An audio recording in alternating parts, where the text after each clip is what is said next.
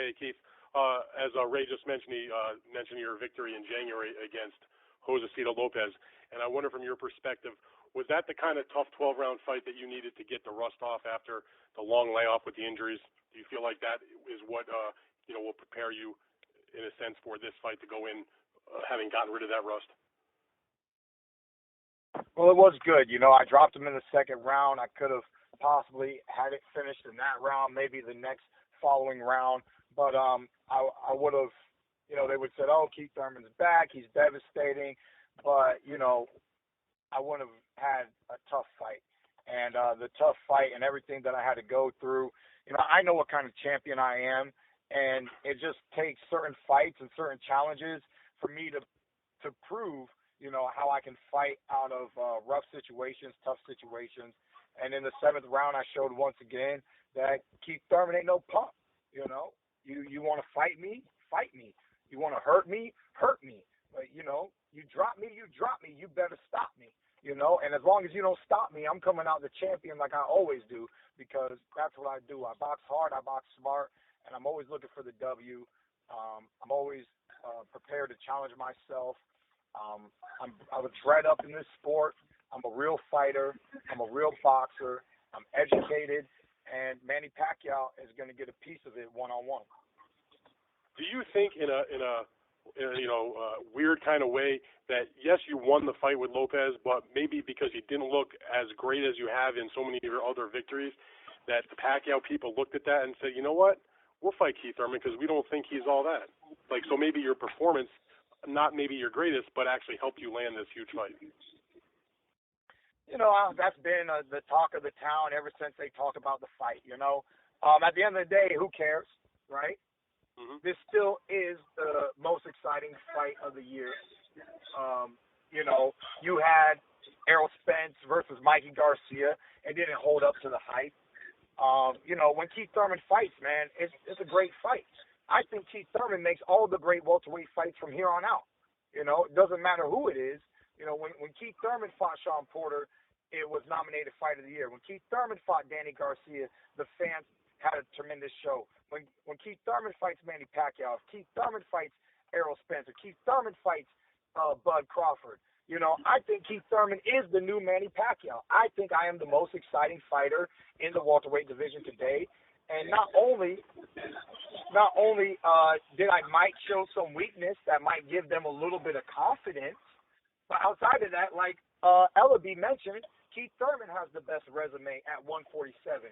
2 years out of the game, and I still hold the best resume at 147. So you can't really take much away from me. You can throw some criticism and some shots if you want. But, I believe that, like I said, I bring entertainment to the welterweight division, always have, always will. If I win, I'm your entertainment. If I lose, I'm your entertainment. Keith one-time Thurman is one of the greatest fighters in the welterweight division today, hands down. I had one other question for you, Keith. I was watching the Fox Fight Camp series, one of the episodes, and there was a section there where you were speaking to the camera or whoever was interviewing you there about your decision to drop out of high school and pursue professional boxing full-time at age 15 and then drop out when you were 16. Obviously, in retrospect, I guess it turned out to be the right decision because you found yourself a career, and a very lucrative one. But I'm wondering if you could just speak to what it was like early on. You're a 16-year-old kid. You haven't yet turned professional. You're in the gym getting ready to turn pro, and you have a whole series of fights early on, club-type fights in your home region in Tampa, and you're trying to make a go of it, and, who knows if it's going to work out. Can you give me your mindset as far as what it was like to make that decision to drop out of school and not as a guy that was desperate for money coming from a poverty-stricken situation like a Pacquiao, but just to pursue a passion that you thought you could make it in. Can you talk about that a little bit?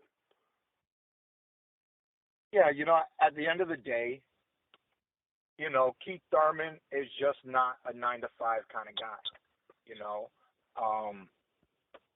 Know thyself. I've always known what I wanted for myself. I was 10 years old when I said nobody's going to be the boss of me, and I shocked a lot of people with that statement. But I could barely listen to my own mother. How am I going to have a boss? At the end of the day, I was rebellious. I was a dreamer, and I didn't know it at a young age, but I've always been an entrepreneur. And I was going to pursue boxing and hope that boxing opens up doors that allows me to live out my life as an entrepreneur. And luckily for me, I've had great success, and I believe that I will have a life after boxing as well. But at the end of the day, you know, I'm a dreamer. And, you know, you could tell your kids, well, you know, you need this and you need that. And, you know, and I looked at every adult and said, I need to dream. I need to live my dream. And if I fail, I'll listen to every little bit of advice that you have from here on out. But I will not listen to you before I pursue my dream. My dream comes first, and I'll put my best foot forward. And only failure, I'll go back to school at 35 years old. I will pick up a book, and I'll be back on college campus.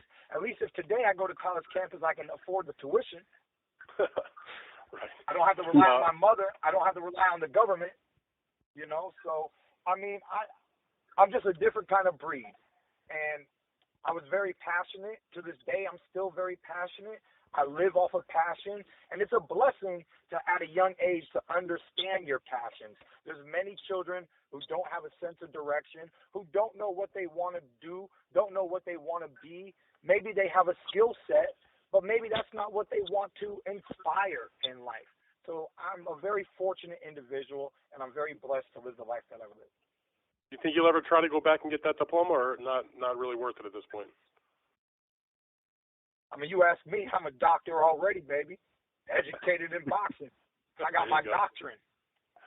I have one question. Thank you, Keith, for that. I have one question for Dan Birmingham. Hello, Dan. Yes. I know you were not, with Keith at the very, very beginning of his career as his trainer, but when you heard that he had done that, what was in your mind that they told you about Keith Thurman's focus and desire that at that age he would drop out of high school and go pursue professional boxing? You know, it's a little unusual, to be honest. Well, I actually was around him. I was his assistant coach. Ben was his lead coach until his death, but I was his assistant coach for a long time. And, you know, if you know Keith well, he's self-educated. He knows a lot of things that you can't pick up out of books. He learns it. He lives it. So in that regard, education really wasn't in his plans.